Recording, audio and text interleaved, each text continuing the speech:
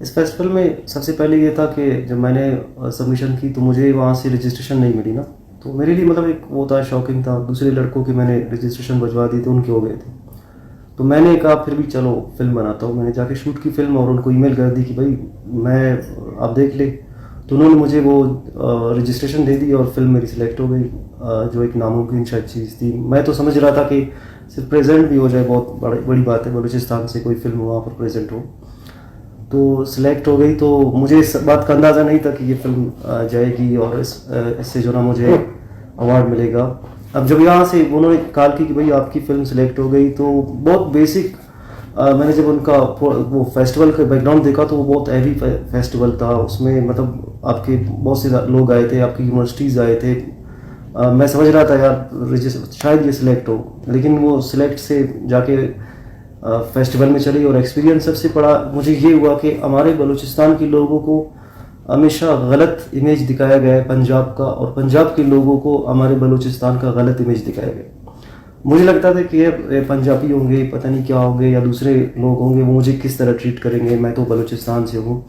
जब मैं वहाँ पहुँचा तो मुझे फर्स्ट मुझे यावर शाह के नाम से कोई लड़का मिला। मुझे ऐसे फील हुआ जैसे मेरा भाई है। तो उन्होंने मुझे ऐसा ट्रीट किया और वो कमी महसूस होने नहीं दी कि भाई एक्सपीरियंस जो मेरे माइंड में जो एक छोटा सा क्वेश्चन था कि यार पंजाब के हवाले से, तो वो क्लियर हो गया कि भाई कि हमारे अपने लोगों से ज़्यादा उन्होंने मेरे साथ हेल्प की। और सबसे बड़ी बात, जब मैं वहाँ पहुँचा तो उन्होंने कहा भाई सब ने या तो आपने कमीज शलवार में पहुँचना है या तो तेरी अपनी सूट में। तो मैं पैंट शर्ट में गया था, मैं परेशान हो गया। तो उन लोगों ने जाके मेरे लिए कपड़े खरीद के ले आए कि पंजाब की, भाई आपने जाना है, आपने कपड़े पहने। तो इससे बड़ी बात और क्या हो सकती है मोहब्बत की।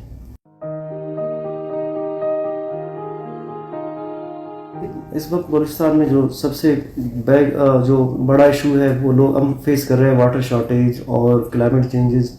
मेरा जो थीम था क्लाइमेट चेंज के हवाले से था। सबसे पहले ये कि हम क्लाइमेट चेंज पे मतलब दरख्त नहीं लगा रहे हैं, और दरख्तों को काट के, या पिकनिक करने कभी जाते हैं तो दरख्तों को काट के फिर उन्हीं टहनियों को जो ना जला कर उसी दरख्त के नीचे बैठ के पिकनिक मनाते हैं, और भूल जाते हैं कि उनको पानी भी तो देना है हमने। तो मेरी मुलाकात हुई मस्तूंग में, एक अंकल है मामारियान के नाम से, तकरीबन वो 75 साल एज के बंदे हैं।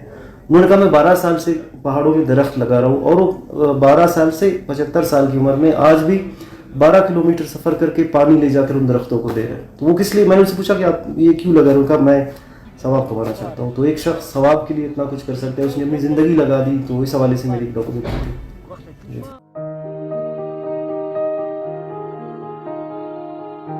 मैं स्कूल में था तो मैं एज ए चाइल्ड लेबर भी काम करता था अपने वालिद के साथ। स्कूल से फारिग होकर चाइल्ड लेबर काम करता था। तो मेरे वालिद साहब को बहुत शौक़ था वीसीआर और टीवी का। आई थिंक जब मैं छोटा था वीसीआर ही होते थे। मस्तूंग में हम रहते थे, लोकल विलेज था।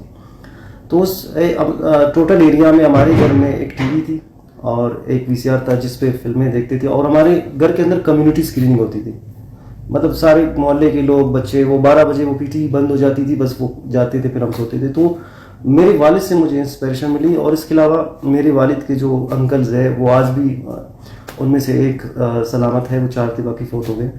तो वो कोयटा के पुराने ब्लैक एंड वाइट सिनेमाज में टिकट्स का काम करते थे, टिकट ब्लॉकिंग का भी काम करते थे। तो वहाँ से भी मुझे ज़्यादा इंस्पिरेशन मिली। और मेरे वालिदा के मामू जो है वो मुझे बहुत मोटिवेट करते थे कि क्योंकि उनको भी फिल्मों का बहुत शौक था, वो एक दौर से गुजरे थे, मतलब वो ब्लैक एंड वाइट, सुधीर कोई एक्टर था बहुत बड़ा। तो उन्होंने स्क्रिप्ट लेके दे दिया, यार ये बनाओ, ये तुम काम करो। और 2005 से मैंने फिर स्टार्ट लिया वो शादियों वाले कैमरे से। तो हमें उस टाइम कैमरे का भी एक्सपीरियंस नहीं था, वो कैमरा हम किसी जगह रख के शूट करते थे, तो बहुत बड़ा एक्सपीरियंस था।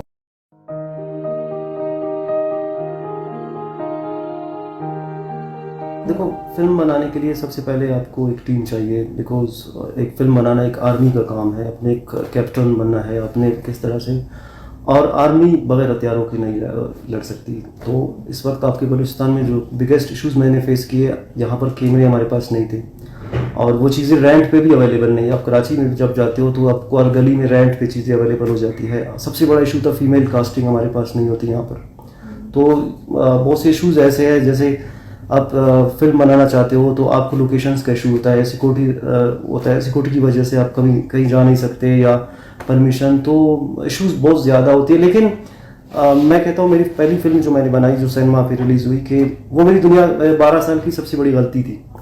और मैं सोच रहा हूँ काश मैं उससे भी बड़ी गलती कर लेता, क्योंकि आप जितनी बड़ी गलती करते हो आपको उतना बड़ा सबक मिलता है। तो यही कहता हूँ कि अगर आप कोई काम कर रहे हो कोशिश करो उसमें इतनी बड़ी गलती करो, लेकिन कोशिश करो जल्दी करो, ताकि आपको उससे सबक मिले और अपना नेक्स्ट स्टेप ले जाओ।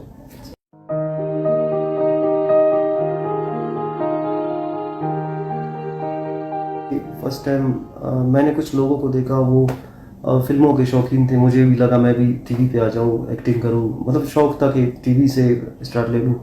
जब मैंने वो फिल्म बनाई तो उसका मुझे पता नहीं था कंपोजिशन क्या होती है, फ्रेमिंग क्या होती है, और एक्टिंग सामने हम वो कैमरा रख के ग्राउंड में लड़ रहे थे और सच में लड़ रहे थे हम, एक दो के नाक के खून भी आ गया। तो यहाँ से फिर बाद में मुझे पता अब इसको एडिट कौन करेगा, किसी ने उस दुकानदार ने कहा कि भाई इसको कैप्चर करना पड़ेगा, मुझे इसका भी पता नहीं था कैप्चर कैसे होता है, वीसीआर वो आज में मेरे पास पड़ी हुई है।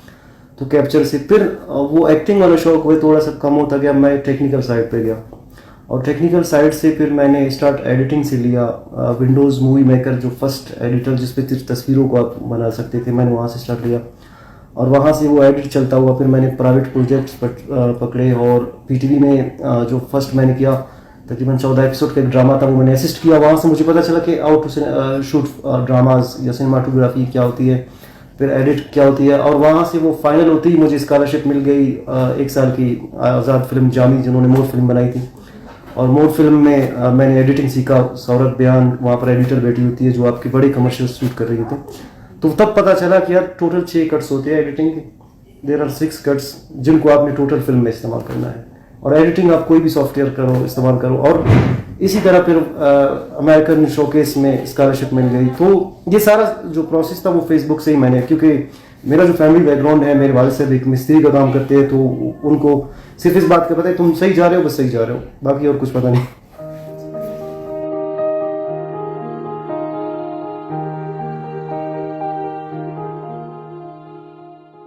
उनको सबसे पहले ये कि अगर फर्स्ट तो आप सिलेक्ट करें आपने बनना क्या है। अगर आप एक्टर बनना चाहते हो तो जाए आप एक्टिंग स्कूल्स में एडमिशन्स ले और प्रैक्टिस करें, और किसी को ये रिक्वेस्ट ना करें कि मुझे एक्टिंग का शौक है आप मुझे आगे ले आए। अगर वो आपको एक दफ़ा आगे ले आ जाता है, लेकिन आगे तैरना आपका काम है, तो ये प्रॉपर आपने एजुकेशन हासिल करनी है फिल्म की, और प्रैक्टिकली नॉट के आप सिर्फ बुक्स में फंस जाओ, तो प्रैक्टिकली आप ज़्यादा इसमें।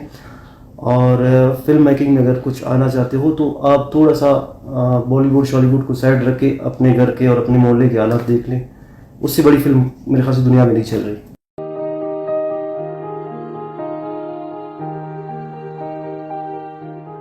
मेरा फ्यूचर ये है कि मैं फर्स्ट तो आज़ाद रहना चाहता हूँ, फ्रीडम, और मेरा अपना स्टूडियो मैं स्टार्ट करना चाहता हूँ, एनिमेशन स्टूडियो जो अंडर कंस्ट्रक्शन है कोयटा में, और मैं सेल्फ ही कर रहा हूँ, कोई वो नहीं कि मुझे फाइनेंशियल कोई सपोर्ट, मैं खुद ही बनवा रहा हूँ। तो इसमें एक ये है कि मैं एनिमेशन इंट्रोड्यूस करना चाहता हूँ कोयटा में, स्पेशली बलूचिस्तान में, कि यहाँ के लोग भी एनिमेटेड फिल्मों की तरफ आए, क्योंकि यहाँ हमारे लोगों को फिल्म का पता नहीं, एनिमेटेड फिर तो थोड़ा सा साइड आता है, वो बहुत बड़ी इंडस्ट्री है इस हवाले से। और इसके अलावा कुछ फीचर फिल्म्स मेरा पूरा इरादा है कि मैं इंशाल्लाह बिफोर कि मैं यहाँ वहाँ हो जाऊँ, कुछ फीचर फिल्म्स मैं रिलीज़ करना चाहता हूँ, और पाकिस्तान से।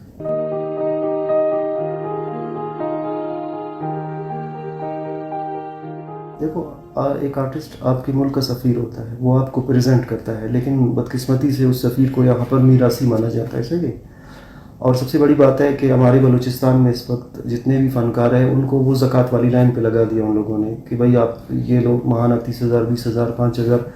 तो उससे क्या होगा, वो क्रिएशन ख़त्म हो जाएगी, कंटेंट क्रिएशन ख़त्म हो जाएगी, और आज फैलाना ज़्यादा होगा।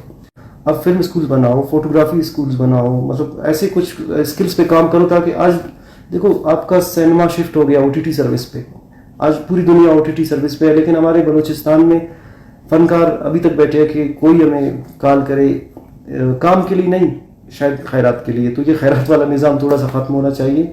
मैं ये नहीं कहता कि किसी ने 40 साल लगा दिए तो भाई आप उसको आप कैश करो, आप डिजिटल प्लेटफॉर्म्स है, आप कैश करो, आप वेब सीरीज़ पे आओ, आप बलूचिस्तान का एक OTT सर्विस लॉन्च कर दो कि जिसमें बलूचिस्तान का अपना कॉन्टेंट हो।